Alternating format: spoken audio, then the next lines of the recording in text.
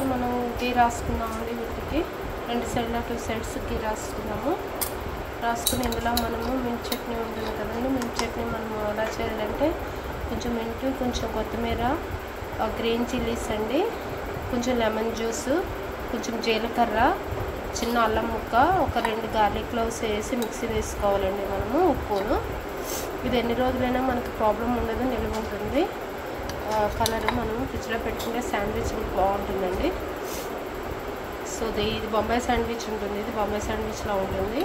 So తప్పకుండా try చేయండి, చాలా బాగుంటుంది, అందరూ లైక్ చేస్తారు. సో మనం కొంచెం మింట్ చట్నీ ముందు రాసుకుందామండి. చూస్తారు కదండి, మింటు కొత్తిమీర సేమ్ క్వాంటిటీ అండి. పుదీనా కొత్తిమీర 2 సేమ్ క్వాంటిటీ.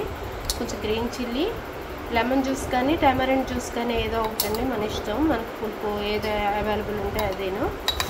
అది వేసుకుని అందులో మనం ఉప్పు, జీలకర్ర, వెల్లుల్లి రేఖ, చిన్న అల్లం ముక్క అండి వేసుకుని మనం మిక్సీ వేసేసుకోవాలి. వేసేసుకుని పేస్ట్ ఉంది కదండి, ఇది లోపల మనం వెజిటేబుల్స్ అన్నీ ఇలా కట్ చేసుకోవాలండి. టమాటా, కుకుంబర్ అండి, క్యాప్సికము, ఆనియన్స్ అండి.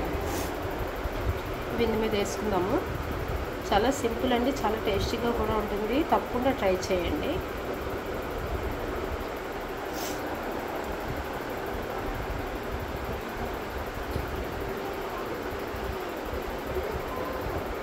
చూస్తారు కదండి, ఇప్పుడు ఇందులో మనము జీలకర్ర, అంటే మనం జీలకర్ర ఉంటుంది కదండి, జీలకర్ర వేయించుకున్న పొడి అండి. ఇది మస్ట్ అండి బొంబాయి. దీనికి చాలా టేస్ట్ బాగుంటుంది, తప్పకుండా ఇలా ట్రై చేయండి.